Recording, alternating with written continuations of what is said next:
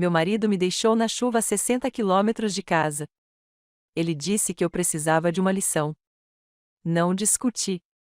Apenas o observei ir embora. Uma caminhonete preta parou momentos depois. Meu guarda-costas saiu, calmo e pronto. Sorri ao entrar. Sua crueldade havia acabado. Este era seu último erro. Apertei o botão de gravar no meu celular e o guardei de volta no bolso enquanto a Mercedes do Andrew parava no ponto de parada vazio. A chuva ainda não tinha começado, mas eu já sentia o cheiro dela chegando.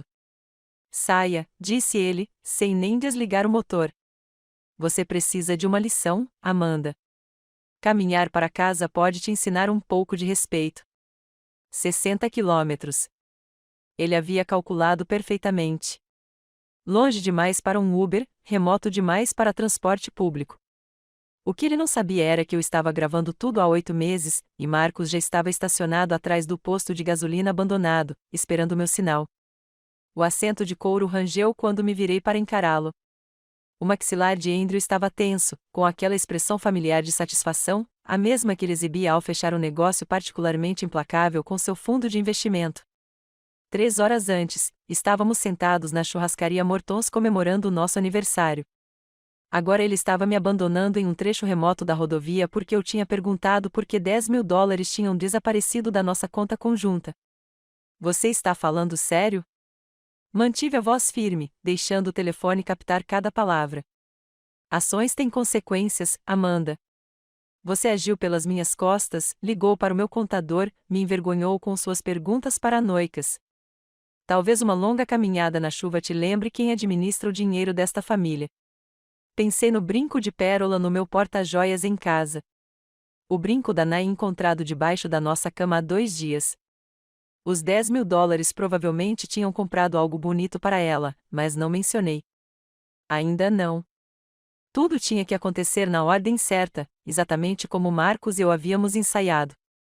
Vai chover forte, eu disse, gesticulando para o céu que escurecia. Então é melhor você começar a andar, tamborilou os dedos no volante. A menos que queira se desculpar agora mesmo e admitir que errou. Antes de continuarmos, quero agradecer por estarem aqui comigo hoje. Se você acredita que ninguém merece ser abandonado em uma tempestade, literal ou metaforicamente, considere assinar. É gratuito e ajuda essas histórias importantes a chegarem a quem mais precisa. 6 meses atrás, eu teria me desculpado. 6 meses atrás, eu ainda acreditava que o casamento poderia ser salvo. Isso foi antes de eu encontrar o segundo conjunto de livros contábeis da empresa dele. Antes dos saques misteriosos, antes de descobrir que ele vinha transferindo lentamente nossos ativos para contas que só ele controlava. No momento em que comecei a fazer perguntas, ele ficou violento. Esta noite foi a escalada dele, mas também foi o erro dele. Vou a pé, eu disse, abrindo a porta. Escolha inteligente. Talvez quando você chegar em casa, se lembre do seu lugar. Saí para o asfalto rachado. O ponto de parada estava abandonado havia anos, apenas um prédio escuro com janelas fechadas com tábuas e um estacionamento sendo tomado por mato. Andrew o escolhera especificamente por seu isolamento. Ele o mencionara casualmente na semana passada, enquanto passávamos de carro. Imagine ficar preso aqui, ele disse, a quilômetros de qualquer lugar. Foi então que eu soube o que ele estava planejando. O motor da Mercedes acelerou pela janela do passageiro. Eu o vi checando o celular, provavelmente mandando uma mensagem para Nain avisando que o negócio estava feito. Então ele foi embora, os pneus cantando levemente no pavimento gasto, me deixando sozinho na escuridão crescente. Contei até 60, observando suas lanternas traseiras desaparecerem na curva. Então caminhei calmamente em direção ao posto de gasolina abandonado onde o Ford preto de Marcos estava escondido. Meu irmão saiu, segurando um guarda-chuva e uma garrafa térmica de café. Você conseguiu tudo? Ele perguntou. Cada palavra. Peguei meu celular, interrompendo a gravação. Ele realmente disse: preciso me lembrar do meu lugar. Marcos balançou a cabeça. 3 anos vendo ele te controlar já é ruim o suficiente. Mas isso, apontou para o ponto de parada vazio. Isso é abandono criminoso. Rebecca vai se divertir muito com essa gravação. Aceitei o café com gratidão, sentindo o calor se espalhar pelas minhas mãos. A chuva começava a cair, gotas grossas batendo no concreto rachado. Pela manhã, Andrew pensaria que eu tinha passado a noite caminhando em meio a uma tempestade, destruída e humilhada. Ele esperaria me encontrar encolhida na porta de casa, pronta para implorar por perdão. Valentina está pronta? Perguntei. Ela monitorou as contas a noite toda. No momento em que ele transferiu aqueles 10 mil esta tarde, ela documentou tudo. A auditoria forense remonta a 2 anos. Ele vem transferindo dinheiro para contas no exterior. Provavelmente planejando se divorciar de você depois de esconder o suficiente. E Rebecca entrando com os papéis de emergência às 9 da manhã de amanhã. Abandono, abuso financeiro, fraude. Ela diz que, com a gravação desta noite, além de tudo mais que coletamos, ele não vai saber o que o atingiu. Entramos na caminhonete do Marcos assim que o céu se abriu. A chuva batia forte no para-brisa. Pensei em Andrew voltando para casa satisfeito com sua lição cruel, talvez se servindo de um uísque para comemorar por ter colocado sua esposa em seu devido lugar. Ele não fazia ideia de que, 8 meses antes, quando começou a esconder dinheiro, eu havia contratado minha própria equipe. Marcos havia instalado câmeras em toda a nossa casa, sob o pretexto de melhorias na segurança. Valentina, uma contadora forense especializada em casos de abuso financeiro, estava monitorando cada centavo. Rebecca, uma das advogadas de divórcio mais implacáveis da cidade, estava montando um arquivo de caso que agora ocupava 3 caixas. As gravações da casa foram enviadas com sucesso, disse Marcos, checando o celular. Fomos filmados na terça-feira passada, levando Naim para lá enquanto você estava na casa da sua mãe. Eles usaram a sua cama. Senti algo frio se instalar no meu peito. Não era desgosto, isso já havia passado meses atrás. Era determinação, firme e cristalina. Ele vem planejando isso há algum tempo, eu disse. A escalada, o controle financeiro, o isolamento dos amigos, padrões clássicos de abuso. Rebecca diz que os juízes não veem com bons olhos maridos que abandonam suas esposas como punição. Marcos dirigiu com cuidado em meio à tempestade, pegando estradas secundárias para evitar qualquer possibilidade de Andrew nos ver. Tínhamos planejado essa rota semanas atrás, até fazendo treinos. Cada detalhe importava. O quarto de hotel foi reservado com meu nome de solteira, pago em dinheiro. Marcos havia se retirado gradualmente ao longo de 2 meses. As roupas que eu precisaria já estavam lá, junto com cópias de toda a documentação. Você sabe que ele virá te procurar se você não aparecer hoje à noite, disse Marcos. Deixe-o. As câmeras de segurança do hotel vão me mostrar fazendo o check-in sozinho, encharcado, traumatizado. A recepcionista vai testemunhar que eu mal conseguia falar por causa das lágrimas.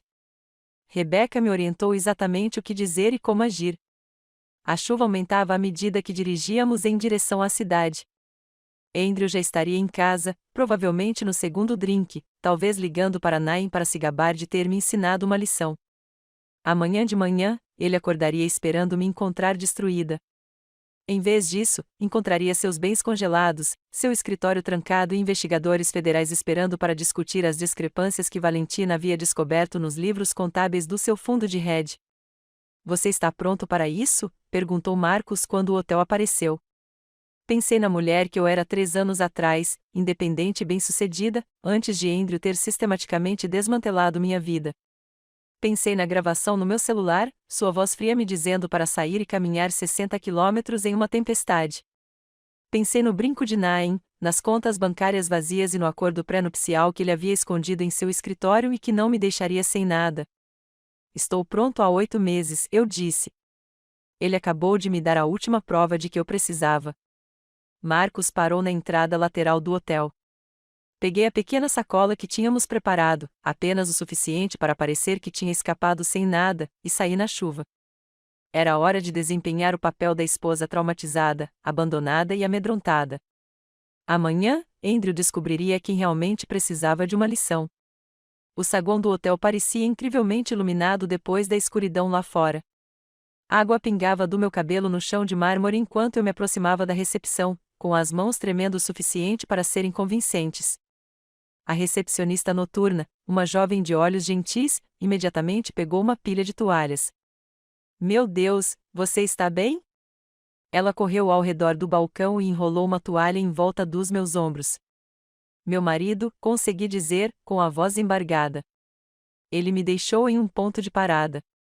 Na tempestade, tive que andar quilômetros até que alguém me ajudasse. Seu rosto mudou de preocupação para horror. Perfeito.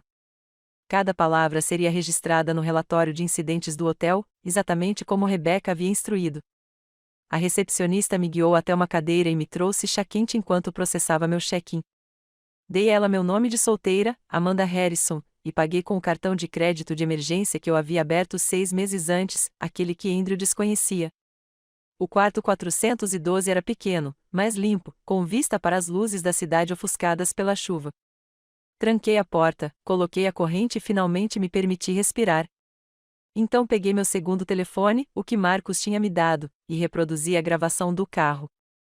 A voz de Andrew encheu a sala fria e comedida. Você se acha tão inteligente, não é? Ligando para o meu contador pelas costas. Fazendo perguntas sobre nossas finanças como se entendesse as respostas. Minha própria voz cuidadosamente controlada. É o nosso dinheiro, Andrew. Tenho o direito de saber para onde ele está indo. Nosso dinheiro. Sua risada foi cortante. Eu o ganho. Eu o administro. Você o gasta em mantimentos caríssimos e naqueles almoços beneficentes ridículos. $70 em vegetais orgânicos na semana passada, Amanda. $70. Lembro-me daquela ida às compras. Comprei ingredientes para o jantar que ele insistiu em oferecer para os clientes. O mesmo jantar em que ele gastou $800 em vinho sem pestanejar. A gravação continuou. Você me envergonhou na festa do Morrison, me contradizendo sobre os mercados europeus na frente dos meus colegas. De onde você tirou essas opiniões? De algum talk show matinal. Tenho um MBA da Northwestern, Andrew. Trabalhei em serviços financeiros por 5 anos antes de nos conhecermos. Antes de eu te resgatar daquela carreira medíocre, você estava analisando penny stocks em uma empresa de terceira linha. Eu te dei uma vida que você jamais teria conseguido sozinho. Fechei os olhos, lembrando-me da mulher que eu tinha sido na Henderson Investments. Eu não estava analisando penny stocks. Eu estava administrando uma carteira de $30 milhões. Mas Andrew havia reescrito a história tantas vezes que às vezes até eu me esquecia da verdade. Meu celular vibrou. Uma mensagem do Marcos. Valentina encontrou algo. Mais 3 contas nas Ilhas Cayman. Ele está movimentando dinheiro há 18 meses. 18 meses. Lembrei-me de quando as coisas começaram a mudar. O interesse repentino em contas correntes separadas para fins fiscais. O consultor financeiro que apareceu sem dar explicações. Os documentos que ele me pediu para assinar sem ler porque são só coisas de rotina, acredite. Outra mensagem. Esta é da Rebecca. O juiz Coleman concordou com uma audiência de emergência amanhã às 14 horas. Traga a gravação. A juíza Patrícia Coleman tinha a reputação de enxergar através de homens como Andrew. Ela havia presidido 3 casos de abuso financeiro de alto perfil no ano anterior, todos com desfechos favoráveis para as esposas. Rebecca havia esperado especificamente por sua rotação. Troquei de roupa e vesti as roupas secas da bolsa de emergência que escondi ali ontem, sentei-me à pequena escrivaninha e comecei a escrever. Não a declaração que Rebecca me ajudaria a polir para o tribunal, mas anotações para mim mesma, lembretes de quem eu realmente era por trás da pessoa que Andrew tentará criar. Escrevi sobre a promoção que recusei porque Andrew disse que a viagem prejudicaria nosso casamento. Sobre a oportunidade de investimento que identifiquei e que teria triplicado minhas economias pessoais se eu ainda tivesse. Sobre a amizade com minha colega de quarto da faculdade que terminou quando Andrew me convenceu de que ela tinha ciúmes da nossa felicidade. Meu telefone tocou. Era o toque do Andrew. Deixei cair na caixa postal, depois coloquei a mensagem no viva voz e gravei com meu segundo telefone. Amanda, isso é ridículo. Já se passaram 3 horas. A lição foi aprendida. Certo, me ligue de volta e eu vou te buscar. Não piore isso mais do que o necessário. 10 minutos depois, outra ligação. Desta vez, a voz dele estava mais dura. Eu sei que você está com o seu telefone. Pare de ser infantil e me ligue de volta. Se está tentando me preocupar, não está funcionando. Vou dormir. Você pode encontrar o caminho de casa sozinha. Mas eu conseguia ouvir o nervosismo se aproximando. Ele estava começando a perceber que algo estava errado. Eu já tinha ligado várias vezes, sempre me desculpado, sempre voltado rastejando. O silêncio estava quebrando o roteiro dele. À meia-noite, Nain ligou. Quase não reconheci o número, mas algo me fez atender, permanecendo em silêncio. Olá, Amanda. Sua voz estava incerta. O Andrew me pediu para te ligar. Ele está preocupado. Disse que vocês dois brigaram e você não está atendendo às ligações dele. Ele quer que você saiba que ele sente muito e que você deveria voltar para casa. Andrew nunca se desculpou, nunca admitiu culpa. O fato de ter mandado a amante entregar um pedido de desculpas falso demonstrava o quanto ele estava desequilibrado. Desliguei sem falar nada. À 1h da manhã, as ligações chegavam a cada 15 minutos. Andrew, sua mãe, Margarete, até mesmo seu sócio, James. Registrei cada uma delas, seus números, seus horários, suas mensagens cada vez mais frenéticas. A esposa abandonada deveria estar desesperada por resgate, não mantendo silêncio de rádio. Pedi serviço de quarto, debitando no cartão. Sopa, salada e uma taça de vinho. Que o recibo mostrasse que eu estava calmo o suficiente para comer. Que ele documentasse que eu não estava desmoronando como Andrew esperava. Às 14h30, recebi uma mensagem que me fez sorrir. Não do Andrew, mas da nossa vizinha, a senhora Tim, viu Andrew na entrada da garagem com uma lanterna olhando embaixo do seu carro. Depois ele foi embora em alta velocidade. Está tudo bem? Ele estava procurando meu carro, sem saber que Marcos o havia transferido para um estacionamento de longa permanência do outro lado da cidade 2 dias antes. Mais uma prova de que eu estava planejando ir embora, de que o abandono dele simplesmente acelerou meu cronograma. Abri as cortinas e observei a tempestade devastar a cidade. Em algum lugar lá fora, Andrew começava a perceber que seu mundo perfeitamente controlado estava desmoronando. Ele achou que tinha me ensinado uma lição sobre poder e posição. Amanhã, quando os mercados abrissem e ele descobrisse que suas contas offshore estavam congeladas, quando seu cartão-chave falhou no escritório, quando investigadores federais aparecessem com perguntas sobre discrepâncias que Valentina havia descoberto, ele entenderia quem realmente estava ensinando quem. A chuva batia forte contra a janela como se estivesse tentando entrar. 8 meses de planejamento, de documentação, de fingir ser a esposa subjugada enquanto construía um caso que o destruiria, tudo levando a esse momento, essa tempestade perfeita que ele mesmo criou. Programei meu despertador para as 7, sabendo que precisaria parecer devidamente perturbada para a audiência de emergência. Rebecca me encontraria ao meio-dia para nos prepararmos, mas por enquanto, durante essas poucas horas, sentei-me na escuridão e senti algo que não sentia há 3 anos. Liberdade. O sol da manhã atravessava as cortinas do hotel pontualmente às 7 horas. Mas eu estava acordado desde as 5 horas, sentado à pequena escrivaninha com meu laptop aberto na nossa conta corrente conjunta. O saldo mostrou exatamente o que eu esperava. Andrew já havia movimentado mais 20.000 às 6h47. Ele estava em pânico, tentando esconder os ativos antes que eu pudesse pegá-los. Tarde demais. Valentina já tinha documentado tudo. Ao meio-dia, minha suíte de hotel havia se transformado em um centro de comando. Valentina chegou primeiro, trazendo 2 malas cheias de documentos impressos, com a maquiagem normalmente impecável um pouco borrada por ter trabalhado a noite toda. Ela espalhou tudo metodicamente pela mesa de jantar. Extratos bancários, registros de transferências eletrônicas, documentos fiscais falsificados, cada pilha etiquetada com abas coloridas. As contas das Ilhas Cayman estão congeladas desde as 9 da manhã, disse ela, abrindo uma planilha em seu laptop. Andrew tentou acessá-las de madrugada. 3 tentativas frustradas. Ele provavelmente está destruindo o escritório agora mesmo. Rebecca entrou em seguida, com o telefone pressionado contra o ouvido, falando em termos jurídicos rápidos que eu mal entendia. Ela encerrou a ligação e se virou para mim com uma expressão de satisfação sombria. A juíza Coleman adiou nossa audiência para 13 horas. Ela quer resolver isso imediatamente. Além disso, Andrew contratou Richard Blackwood. O tubarão? Perguntou Marcus, entrando com uma caixa de equipamento de vigilância. O mesmo que libertou aquele executivo da indústria farmacêutica ano passado. Blackwood não é barato. Andrew deve ter liquidado algo significativo para poder pagar por ele. Senti uma pontada de preocupação, mas Rebecca colocou a mão firme no meu ombro. Blackwood é bom, mas não pode contestar provas em vídeo e registros financeiros. Além disso, ele está entrando nessa fria. Tivemos 8 meses para nos preparar. Marcus conectou seu laptop à televisão e exibiu as imagens do circuito interno de segurança da nossa casa.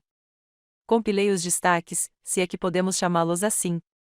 Aviso, Amanda, isso não é fácil de assistir. O primeiro clipe mostrava Andrew em seu escritório às 2 horas da manhã, 3 semanas atrás. Eu estava dormindo lá em cima, desmaiada pelos comprimidos para dormir que ele começou a sugerir que eu tomasse para minha ansiedade. Na tela, Andrew fotografou cuidadosamente os documentos do nosso cofre e os recolocou exatamente como estavam. Os documentos eram nossas carteiras de investimentos conjuntas, os formulários de procuração da minha mãe e a escritura da casa no lago que minha avó havia me deixado. Ele estava construindo um arquivo duplicado, explicou Valentina, criando falsificações com alterações sutis. Se você não tivesse percebido isso, ele poderia ter substituído os originais aos poucos. O próximo clipe foi pior. Andrew e Nain na nossa sala de estar, 2 meses atrás, quando ele me contou que estava em um jantar com uma cliente. Ela estava usando o meu hobby, o de seda da nossa lua de mel em Paris. Eles estavam rindo de alguma coisa no celular dele. Aumenta o volume, eu disse, embora meu estômago estivesse revirado. A voz de Andrew preencheu a sala. Ela realmente acreditou em mim quando eu disse que a conferência era obrigatória. Eu a treinei bem. Mais alguns meses e terei tudo transferido. Aí poderemos acabar com essa farsa. A risadinha de Nain soou como pregos em vidro. O acordo pré-nupcial diz mesmo que ela não ganha nada? O acordo pré-nupcial é irrelevante. Ela nunca vai lutar contra isso. Amanda não tem coragem. Quando ela perceber o que está acontecendo, estaremos na Costa Rica e ela estará arrasada demais para fazer qualquer coisa a respeito. Marcus pausou o vídeo. A sala estava silenciosa, exceto pelo zumbido do ar-condicionado. Levantei-me, fui até a janela e fiquei olhando a cidade lá embaixo. Em algum lugar lá fora, Andrew provavelmente estava em seu escritório tentando descobrir por que seu acesso ao computador foi revogado, porque sua assistente não conseguia falar com o banco, porque tudo estava desmoronando.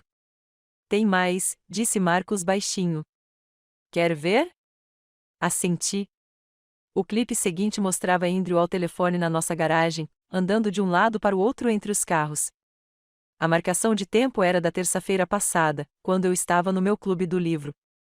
Jennifer tem sido perfeita, ele dizia. Ela não faz ideia de que estou gravando nossas conversas.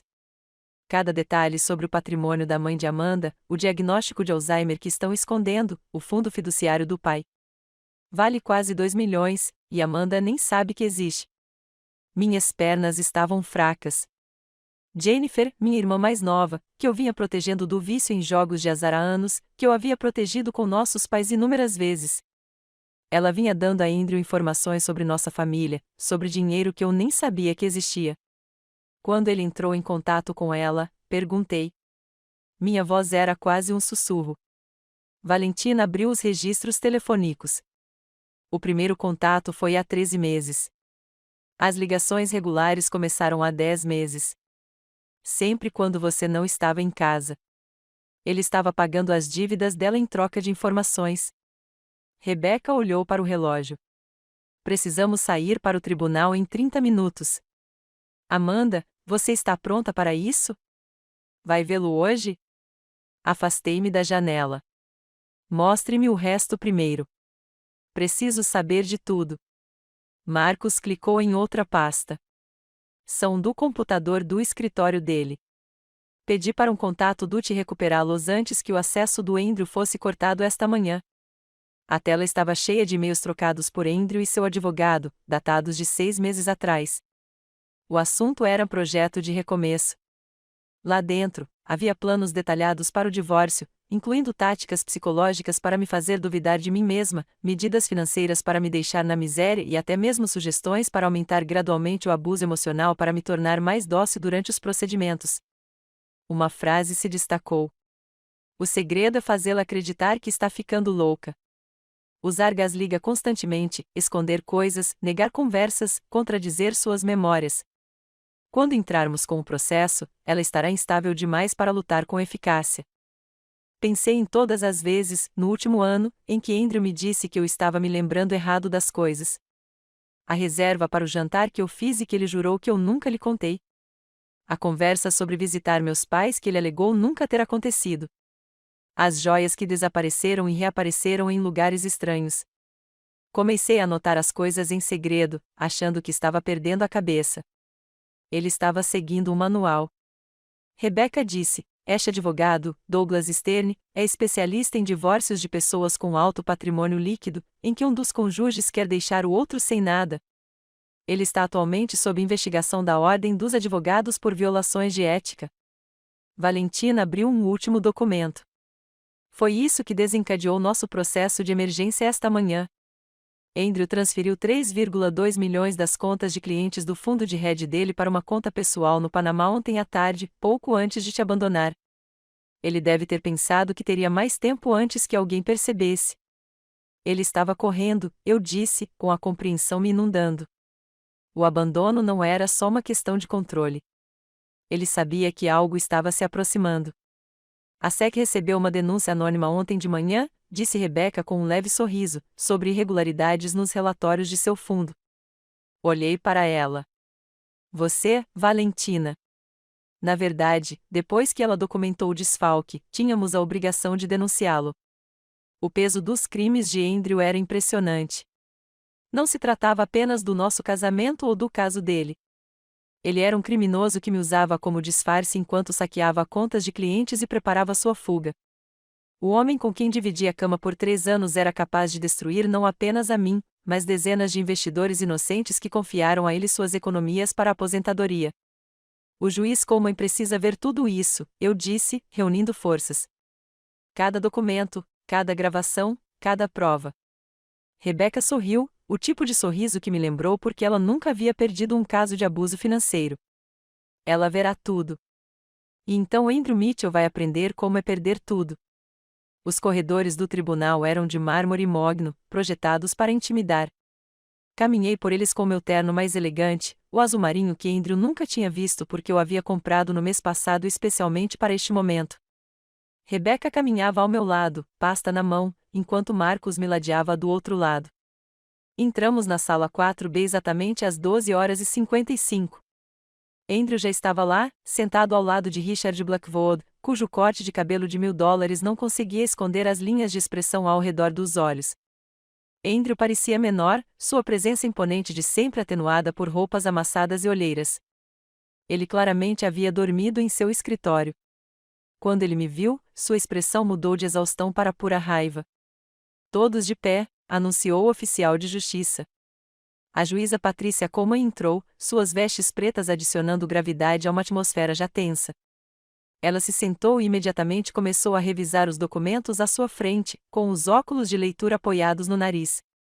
Estamos aqui para uma petição de emergência apresentada por Amanda Mitchell sobre bens conjugais e abandono conjugal.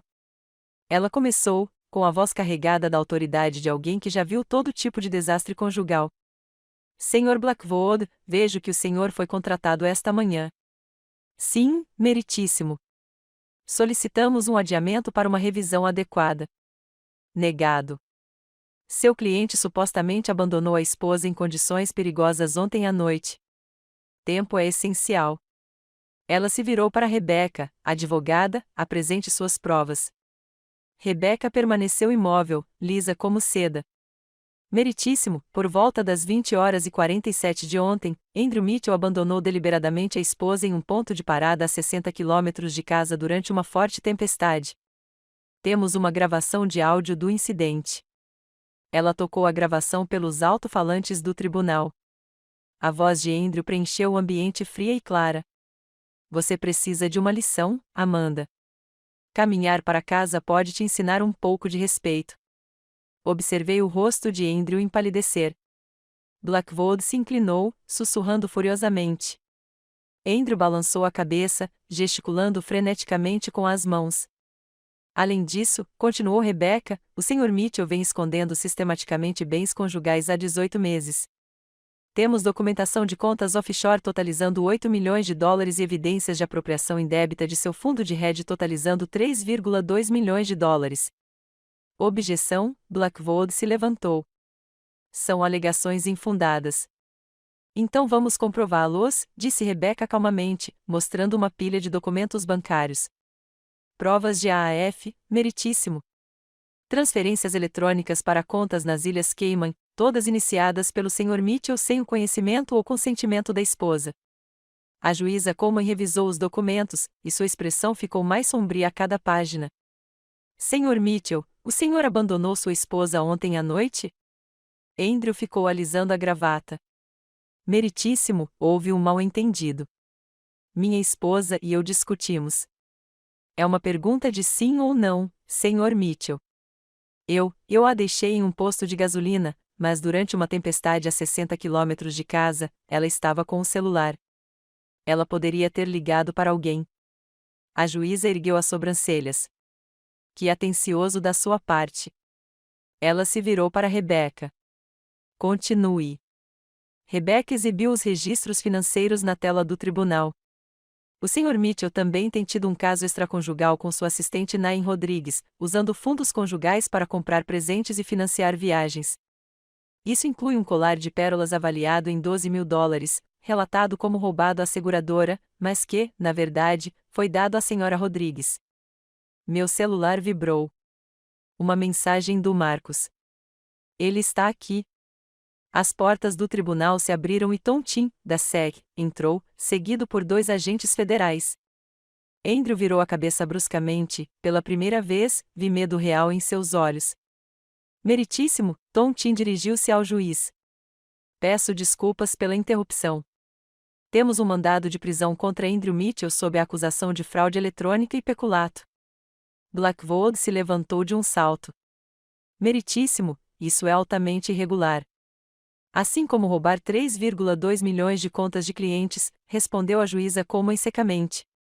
Ela olhou para os agentes federais. Senhores, por favor, aguardem até a conclusão desta audiência. O Sr. Mitchell não vai a lugar nenhum. Andrew afundou na cadeira. Seu telefone, em cima da mesa do réu, acendeu com uma chamada atrás da outra. Eu podia ver os nomes piscando. Sua mãe, seu sócio James e, repetidamente, Nain. Considerando as provas apresentadas, continuou o juiz Coleman, defiro a liminar de urgência. Todos os bens do casal estão congelados enquanto a investigação estiver em andamento. A Sra. Mitchell terá direito ao uso exclusivo da casa conjugal e a uma pensão temporária de 10 mil dólares por mês. Sr. Mitchell, o senhor está obrigado a manter-se a 150 metros de distância de sua esposa. 10 mil por mês, explodiu Andrew, levantando-se apesar da tentativa de Blackwood de roubá-lo. Isso é loucura. Ela não precisa. Sr. Mitchell, o senhor abandonou sua esposa numa tempestade depois de esconder milhões em bens. Estou sendo generoso, não o estou acusando de desacato neste momento. Sente-se. Enquanto Andrew se afundava na cadeira, meu telefone tocou. O nome de Jennifer apareceu na tela. Recusei a ligação, mas ela ligou várias vezes. Rebecca se inclinou. Você deveria documentar isso. Assenti e tirei uma captura de tela do registro de chamadas. 17 ligações de Jennifer na última hora. 43 de Andrew desde a noite passada.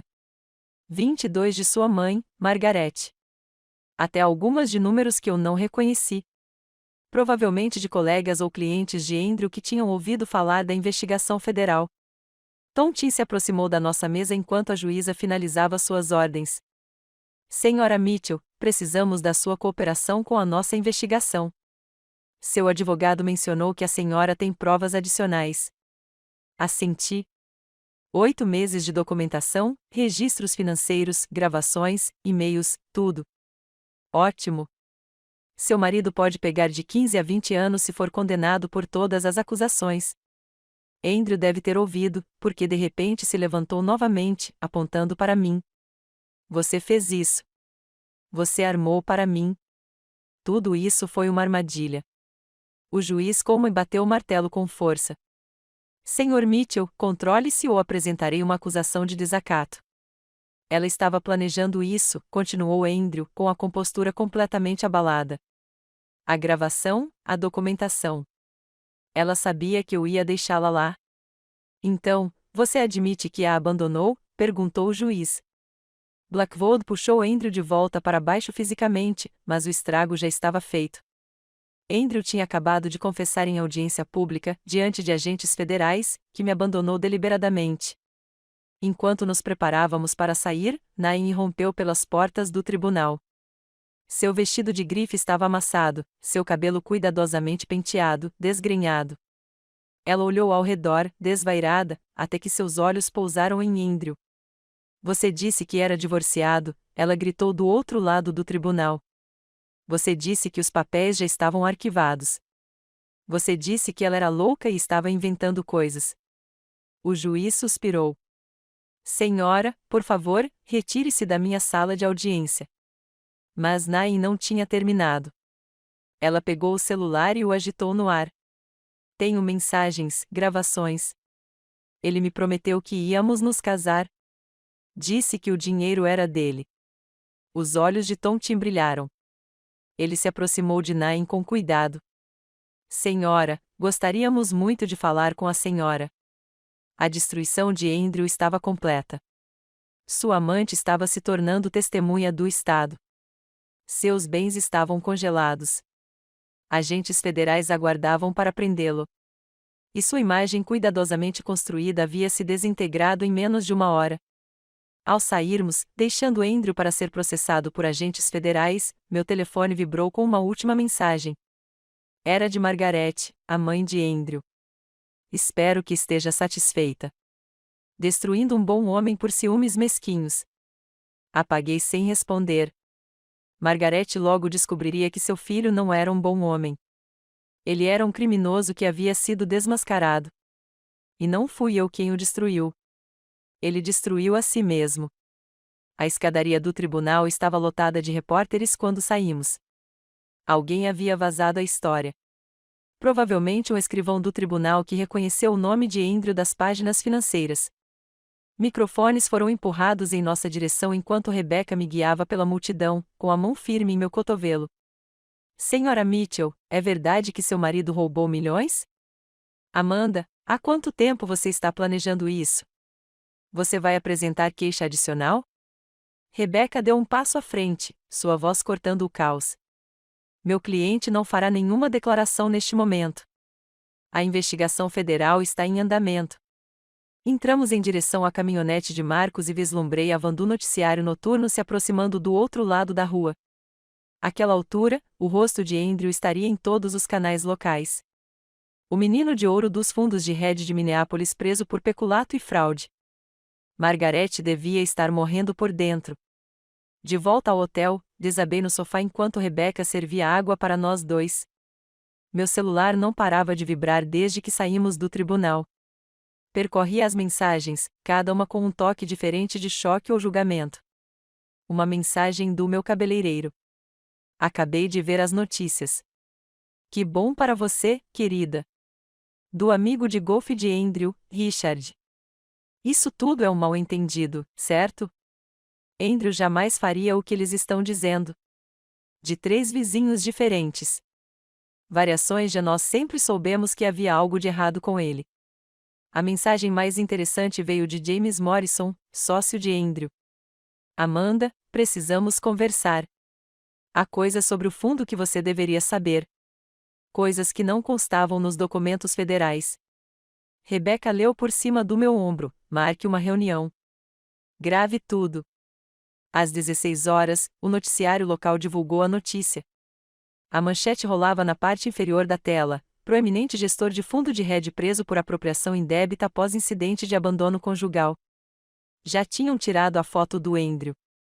Ele parecia abatido, com o cabelo impecável de sempre desgrenhado, e o terno de grife substituído por roupas comuns de presidiário. O repórter estava em frente à nossa casa, agora minha casa, descrevendo o escândalo com detalhes ofegantes. Fontes próximas à investigação relatam que Andrew Mitchell teria abandonado a esposa durante a forte tempestade da noite passada, deixando-a abandonada a 60 quilômetros de casa. Esta manhã, agentes federais prenderam Mitchell sob acusação de desvio de 3,2 milhões de dólares de contas de clientes. Sua esposa, Amanda Mitchell, não pôde ser contatada para comentar. Meu telefone tocou. Jennifer de novo. Desta vez eu atendi. Amanda, por favor, preciso explicar. Você contou a ele sobre o testamento da mãe, sobre o fundo fiduciário que o pai criou, sobre o diagnóstico dela. Silêncio. Então, calmamente, ele disse que estava tentando ajudar. Disse que você estava estressada demais para lidar com a informação, que ele queria te proteger. Ele pagou suas dívidas de jogo. Eu não sabia o que ele estava planejando. Pensei que te amasse. Ele parecia tão preocupado, tão carinhoso. Pensei em todas as vezes que Jennifer ligou no último ano, fazendo perguntas aparentemente inocentes. Como está a mamãe? Você falou com o advogado dela ultimamente? Lembra daquela propriedade que o papai comprou em Wisconsin? Cada conversa serviu como uma coleta de informações para Andrew. Ele te enganou, eu disse. Assim como me enganou. Amanda, sinto muito. Quando vi a notícia, quando percebi o que ele tinha feito. Fiquei doente o dia todo. Podemos nos encontrar, por favor? Rebecca balançou a cabeça, mas algo na voz de Jennifer me fez parar. Ela parecia genuinamente arrasada, não apenas preocupada com as consequências. Amanhã, local neutro. Você vem sozinho. Depois que desliguei, Marcos abriu as redes sociais no laptop. Você precisa ver isso. A página da empresa de Andrew no Facebook estava implodindo. Clientes postavam pedidos de devolução do dinheiro. Ex-funcionários compartilhavam histórias de atividades suspeitas que haviam testemunhado. Uma mulher escreveu: ele me demitiu quando questionei o desaparecimento de fundos no ano passado. Agora eu sei o porquê. Mas o golpe mais devastador veio de Nain. Ela ficou furiosa no Instagram, postando capturas de tela das conversas de texto, fotos de viagens financiadas com dinheiro roubado e uma longa legenda detalhando como Andrew a manipulou fazendo-a acreditar que eu era vilã. Ele me disse que a esposa estava emocionalmente perturbada, escreveu ela. Que ela se recusou a conceder o divórcio, que ameaçou arruiná-lo se ele fosse embora. Eu acreditei em cada palavra porque ele era tão convincente, tão sofisticado. Eu era um idiota, mas ele era um mestre da manipulação. As fotos foram devastadoras. Andrew e Nain em assentos de primeira classe em Paris, taças de champanhe erguidas. Andrew e Nain no mesmo resort no México onde havíamos comemorado nosso 5º aniversário. Andrew e Nain na nossa cama. Ela chegou a postar essa, mas o Instagram a removeu rapidamente. Às 18 horas, a mãe de Andrew, Margarete, divulgou um comunicado por meio de seu advogado. Rebecca leu em voz alta, mal contendo o riso. A família Mitchell está chocada com essas alegações. Acreditamos que este seja um ataque coordenado, orquestrado por um cônjuge vingativo em busca de ganho financeiro. Andrew Mitchell é um membro íntegro da comunidade que foi vítima de uma mulher calculista que se casou com ele por dinheiro. Ela está mesmo seguindo esse caminho? Perguntou Marcos depois do que todos a ouviram dizer no tribunal. Meu telefone tocou novamente. Desta vez era um número que eu não reconheci. Contrariando o conselho de Rebecca, atendi. Senhora Mitchell, aqui é Patricia Huang, do Wall Street Journal. Estamos publicando uma matéria sobre fraude sistemática em fundos de Red Boutique. O caso do seu marido faz parte de um padrão maior que estamos investigando. A senhora estaria disposta a compartilhar sua experiência? Rebecca pegou o telefone. Aqui é o advogado da Amanda Mitchell. Todas as perguntas da imprensa devem ser direcionadas ao meu escritório. Ela desligou e se virou para mim. Amanhã, isso será notícia nacional. Andrew não se destruiu apenas. Ele está desmantelando uma rede inteira de gestores de fundos corruptos. O FBI está expandindo a investigação. Fui até a janela, observando as luzes da cidade. Em algum lugar da prisão federal, Andrew provavelmente estava se encontrando com Blackwood, tentando descobrir como manipular a situação, mas não havia provas em vídeo, confissões gravadas e milhões em dinheiro roubado. Meu celular se iluminou com mais uma mensagem. De David Brennan, o maior cliente de Andrew. Senhora Mitchell, quero que saiba que várias de nós, vítimas, estamos entrando com ações cíveis contra o seu marido. No entanto, queremos deixar claro, a senhora não é o nosso alvo. Sabemos que também é uma vítima. Aliás, gostaríamos que a senhora testemunhasse sobre o que observou. A ironia era perfeita. Andrew passou anos me dizendo que eu era burro demais para entender finanças e ingênuo demais para entender negócios. Agora, seus antigos clientes queriam meu testemunho para ajudar a enterrá-lo. Enquanto o sol se punha sobre Minneapolis, pintando o céu com a cor da justiça, percebi que a queda pública de Andrew estava apenas começando. Amanhã, haveria mais manchetes, mais revelações, mais pessoas contando histórias sobre o homem em quem confiaram seu dinheiro. Mas hoje à noite, pela primeira vez em 3 anos, sentei-me em silêncio e paz, sem mais medo de seus passos, de seu humor, de suas palavras cruéis destinadas a me manter pequena. O homem que me abandonou na chuva criou sua própria tempestade e agora estava se afogando nela. Na manhã seguinte, alguém bateu à porta do meu hotel de uma forma inesperada. Pelo olho mágico, vi Jennifer parada no corredor, com sua aparência normalmente perfeita completamente desfeita. Suas mãos tremiam enquanto ela apertava um envelope pardo contra o peito, e seus olhos estavam vermelhos de tanto chorar.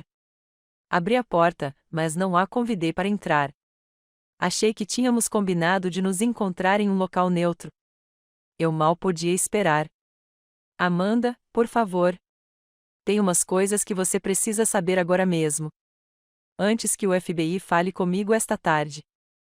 Marcos apareceu na porta do quarto ao lado, alerta e protetor. Acenei para ele, indicando que estava tudo bem, e então deixei Jennifer entrar.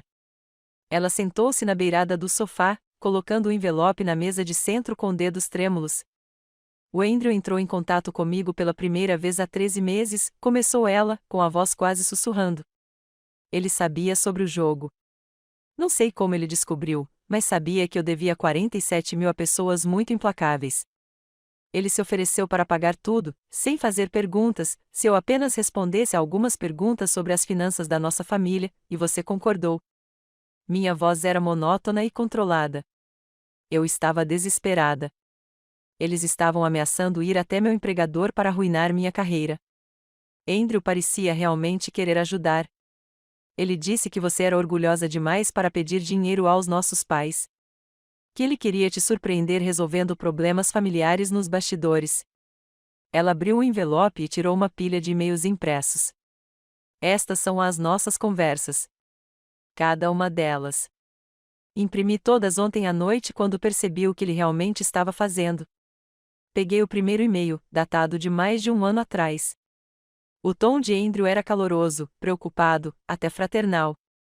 Ele escreveu sobre querer ser um marido melhor, sobre querer entender a dinâmica da minha família para poder me apoiar melhor.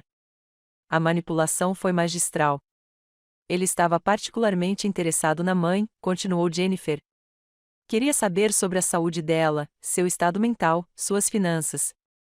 Achei que ele estivesse planejando algo legal para ela, talvez pagando por um tratamento melhor. Você contou a ele sobre o Alzheimer. Jennifer assentiu, com lágrimas escorrendo pelo rosto. Ela me fez prometer que não te contaria. Ela não queria que você se preocupasse. Disse que você já estava estressado o suficiente com o Andrew sendo tão exigente, mas ele era tão persistente, tão atencioso. Disse que tinha notado sinais e queria ajudar. Continuei lendo. Os e-mails mostravam as perguntas de Andrew se tornando mais específicas com o tempo. Quais propriedades nossos pais possuíam? Havia algum fundo fiduciário? Quem era o executor dos testamentos deles? Jennifer havia respondido a tudo, acreditando estar ajudando seu cunhado a cuidar melhor da nossa família. No mês passado, ele me pediu para pedir à minha mãe que assinasse alguns papéis. Jennifer disse que ele disse que eram para fins de seguro, que isso protegeria seus bens caso sua condição piorasse. Eu os levei para ela, Amanda. Graças a Deus o advogado dela estava lá naquele dia e os reconheceu como documentos de transferência de propriedade. Foi aí que comecei a perceber que algo estava errado. Meu telefone vibrou. David Brennan estava ligando. Coloquei-o no viva voz para que Marcus pudesse ouvir. Senhora Mitchell, desculpe incomodá-la, mas isso é urgente. Passei a noite toda revisando os arquivos dos nossos clientes. Andrew não estava apenas roubando do fundo geral. Ele tinha como alvo específico nossos clientes idosos, em especial as viúvas. O que você quer dizer com alvo? A senhora Eleanor Hartley, por exemplo. O marido dela faleceu há 2 anos e deixou tudo para ela, com instruções específicas para que Andrew administrasse pessoalmente sua carteira. Em 6 meses, Andrew a convenceu a assinar procurações. Ela achou que estava lhe dando autoridade para fazer negócios. Ele usou isso para esvaziar as contas dela. Fiquei enjoada. Eleanor Hartley tinha 78 anos. Eu a conheci em vários eventos da empresa. Uma mulher doce que sempre falava dos netos. Quanto ele tirou dela? 800 mil, mas aqui está a pior parte. Ele a convenceu de que ela estava desenvolvendo problemas de memória, que estava esquecendo conversas sobre saques que havia autorizado. Ele induziu uma idosa a acreditar que ela tinha demência. Marcus já estava anotando tudo para Rebecca. Isso mudou completamente o escopo do caso. Andrew não era apenas um criminoso de colarinho branco. Ele era um predador que caçava especificamente pessoas vulneráveis. Tenho gravações, continuou David. Comecei a gravar secretamente nossas reuniões de parceria há 2 anos, quando notei discrepâncias. Eu estava construindo um caso para levar às autoridades, mas estava com medo. Andrew tinha conexões em todos os lugares. Mas agora que ele já está preso, quero fornecer tudo o que tenho. Depois que David desligou, Jennifer tirou mais um documento do envelope. Tem mais uma coisa sobre o espólio do papai. Nosso pai havia falecido há 5 anos, deixando o que pensávamos ser uma herança modesta, dividida entre Jennifer e eu. Mas o documento que ela me entregou mostrava algo diferente. Uma conta fiduciária somente em meu nome, aberta 1 ano antes de sua morte. Ele sabia da minha jogatina desde então, disse Jennifer baixinho. Ele me amava, mas não confiava em mim com dinheiro. Então, ele arranjou isso para você, com a mamãe como administradora. Vale cerca de 2 milhões de dólares. Andrew descobriu por meu intermédio e está tentando acessá-lo há meses. Olhei para o documento. 2 milhões de dólares que meu pai havia escondido para protegê-lo tanto do vício de Jennifer quanto, sem saber, da ganância do meu marido. A conta era mantida em um pequeno banco privado em Wisconsin, um banco que Andrew não teria conhecimento sem as informações de Jennifer. Precisamos ir ver a mamãe, disse Jennifer. Hoje ela está guardando algo para você, algo que ela nem quis me contar. Ela disse que estava esperando o momento certo. 1 hora depois, estávamos sentados no quarto da minha mãe, no centro de tratamento de memória. Ela estava tendo um dos seus dias claros, cada vez mais raros.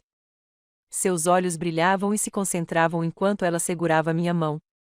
Eu soube quem ele era na primeira vez que o conheci, disse ela, com a voz mais firme do que nunca. O jeito como ele olhava para nossa casa, avaliando tudo como se estivesse catalogando bens. O jeito como ele direcionava as conversas para o dinheiro. Seu pai também viu. Ela abriu a gaveta da mesa de cabeceira e tirou uma pequena chave. Cofre. First National Bank na Inepin. Seu pai colocou coisas lá na semana anterior à sua morte. Documentos. Provas. Provas de quê, mãe? O Andrew tentou falsificar a sua assinatura ano passado. Documentos de empréstimo. Transferências de propriedade. O gerente do banco era amigo do seu pai. Ele me ligou e me enviou cópias de tudo. Está tudo na caixa. Peguei a chave, sentindo seu peso. Meu pai me protegera mesmo depois do túmulo. E minha mãe estivera de guarda dessa proteção, apesar de sua memória debilitada. Tem mais, disse minha mãe, apertando minha mão com mais força. O FBI veio aqui ontem.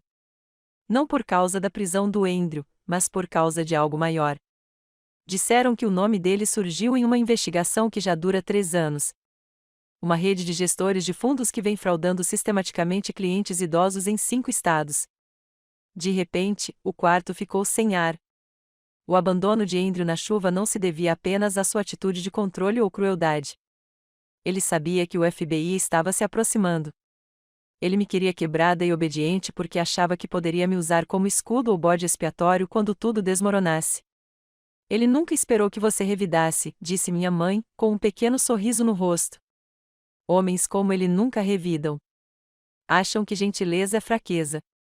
Sempre se surpreendem quando descobrem o contrário.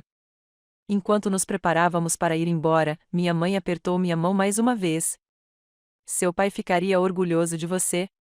Você é mais forte do que Andrew jamais imaginou.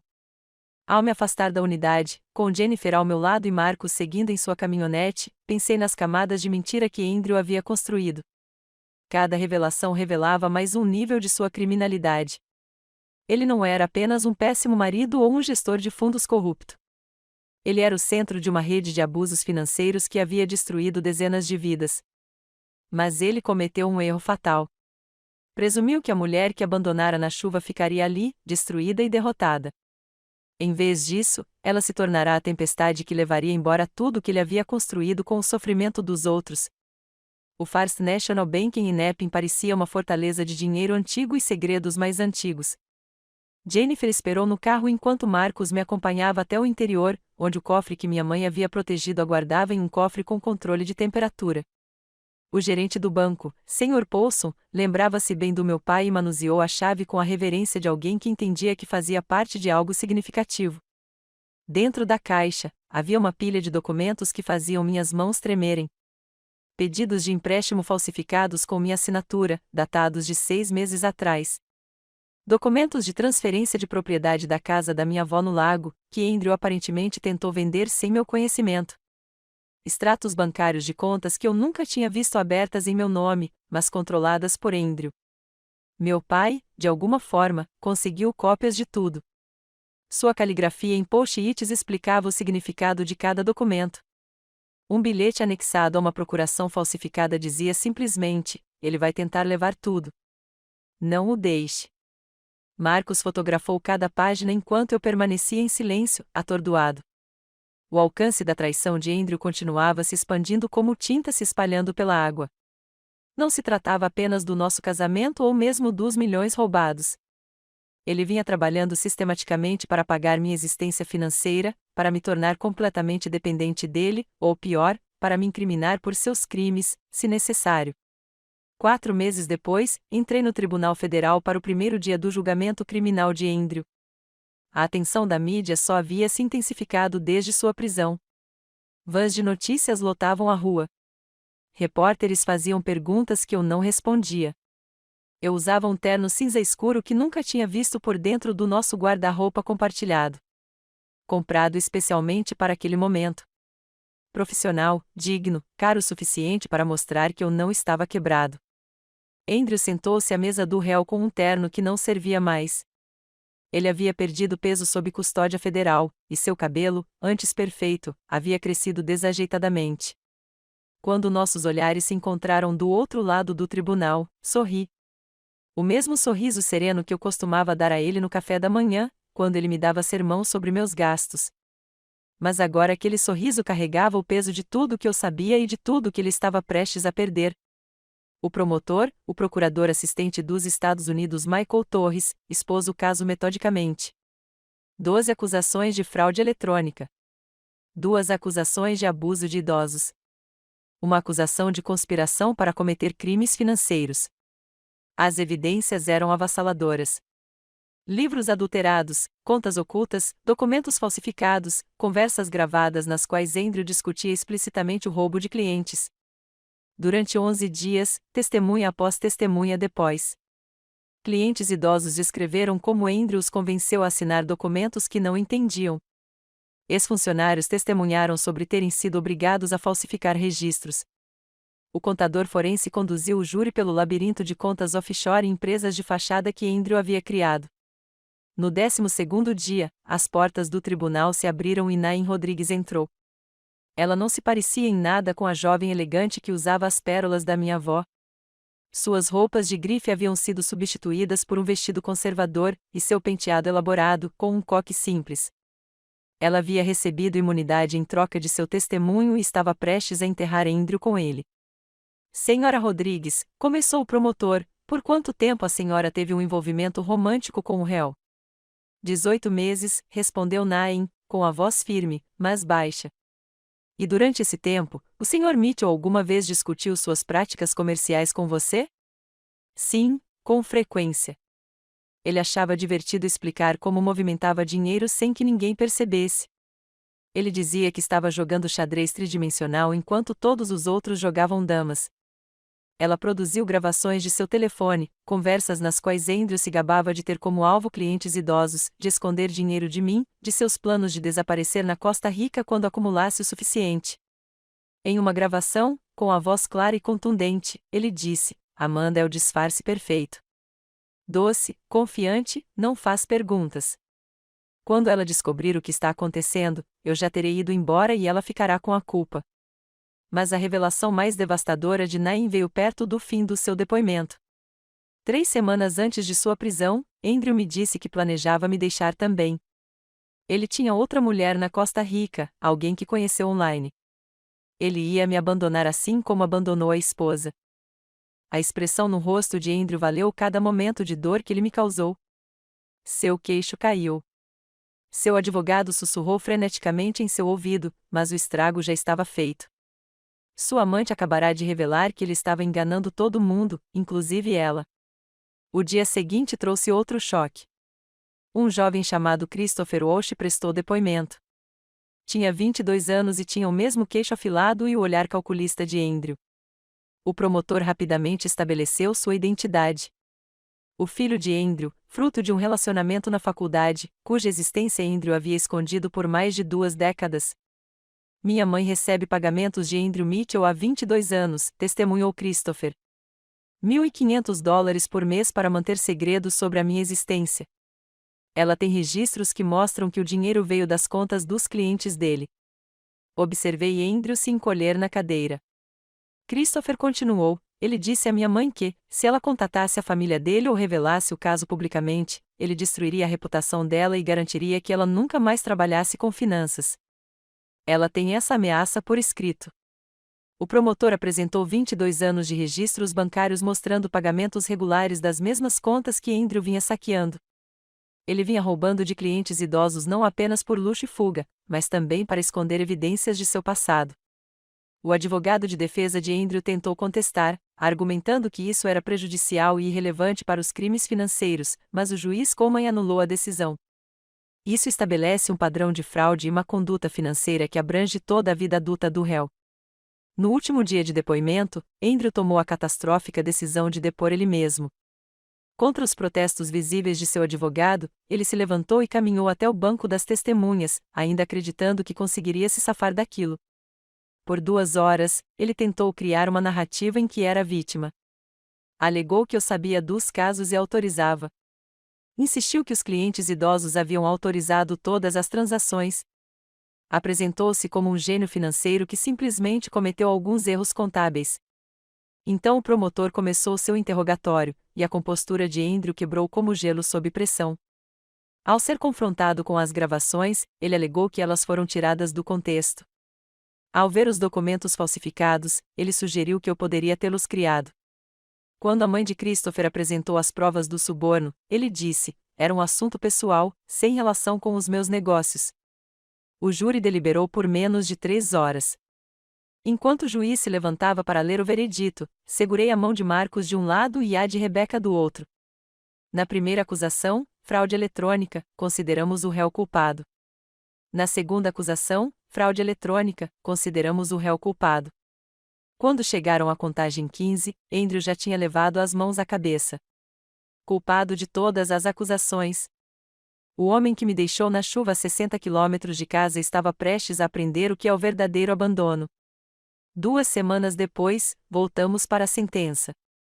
A juíza Coleman, a mesma mulher que supervisionara nossa audiência de emergência meses antes, olhou para Andrew com indisfarçável desprezo. Sr. Mitchell, o senhor visou os membros mais vulneráveis da sociedade. Traiu a confiança de clientes, colegas e familiares. Não demonstrou remorso, não assumindo qualquer responsabilidade, mesmo diante de evidências contundentes de seus crimes. Este tribunal o condena a 96 meses de prisão federal sem possibilidade de liberdade antecipada. 8 anos. Andrew passaria 8 anos atrás das grades. Enquanto os oficiais de justiça se preparavam para levá-lo embora, ele se virou para mim uma última vez. Isso não acabou, murmurou. Levantei-me e falei claramente, sabendo que os microfones do tribunal captariam cada palavra. Você tem razão. Os processos cíveis começam no mês que vem.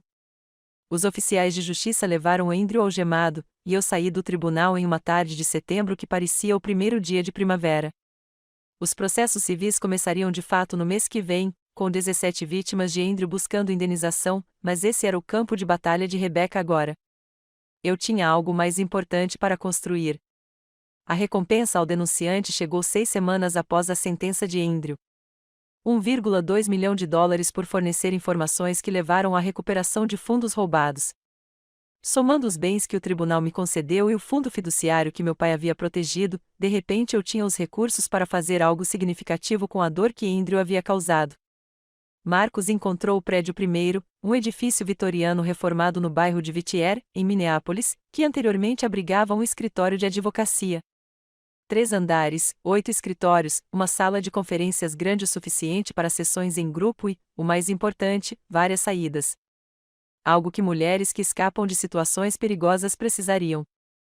Assinamos o contrato de locação numa quinta-feira. Na segunda-feira, a Fundação Fênix já tinha sua casa. Precisamos de sistemas de segurança adequados, disse Marcos, caminhando pelas salas vazias com seu tablet fazendo anotações. Botões de pânico em todos os escritórios, entrada segura, vigilância que realmente proteja as pessoas em vez de monitorá-las. Valentina chegou com caixas de sistemas de arquivamento e software de criptografia. Já recebi o contato de 3 contadores forenses querendo oferecer seus serviços. A notícia sobre o que estamos fazendo está se espalhando na comunidade financeira. Rebecca havia tirado uma licença do seu escritório para ajudar a estabelecer nosso programa de assistência jurídica.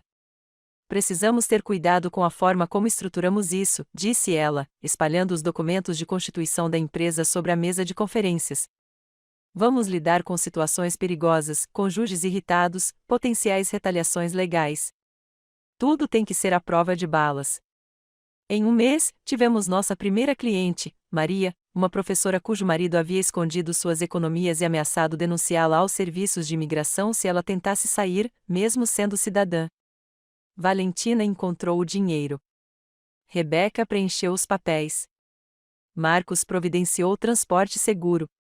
Sentei-me com Maria enquanto ela chorava, lembrando das minhas próprias lágrimas naquele quarto de hotel na noite em que Andrew me abandonou. Jennifer chegou à fundação em uma terça-feira chuvosa, 3 meses sóbria e carregando uma caixa de donuts como oferta de paz. Eu quero ajudar, disse ela simplesmente. Sei como é ser manipulada, estar tão desesperada a ponto de trair quem você ama. Talvez eu possa ajudar os outros a enxergar os sinais antes que seja tarde demais. Começamos com ela como voluntária, atendendo telefones e preenchendo papelada.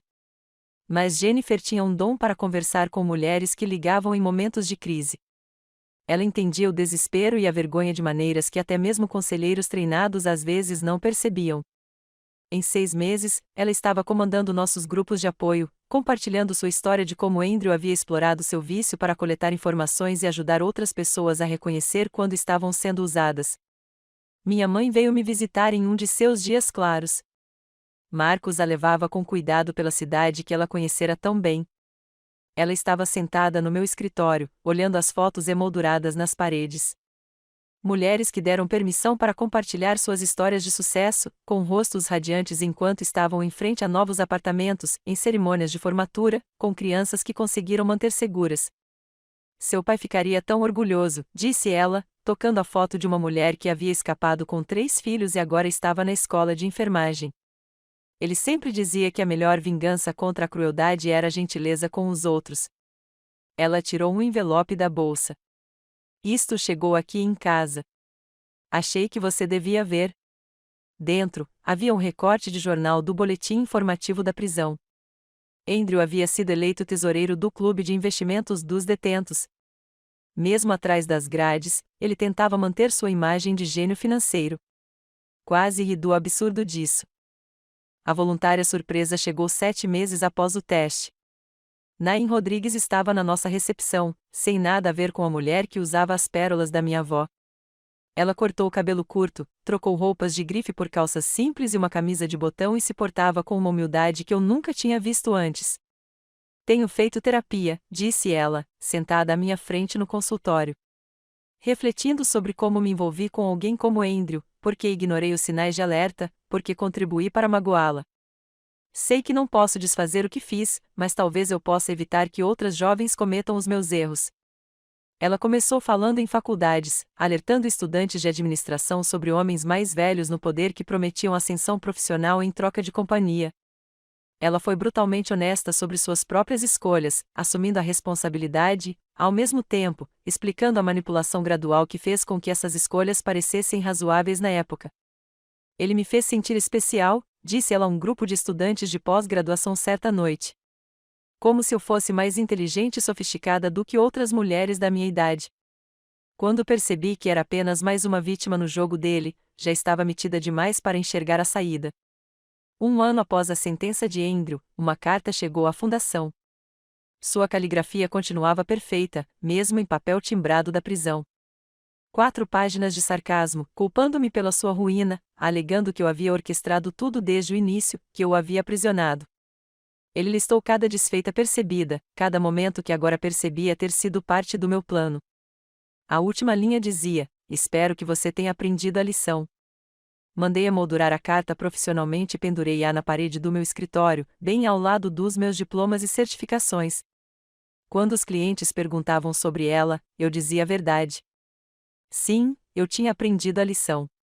Aprendi que, quando alguém mostra quem é por meio da crueldade, acredite.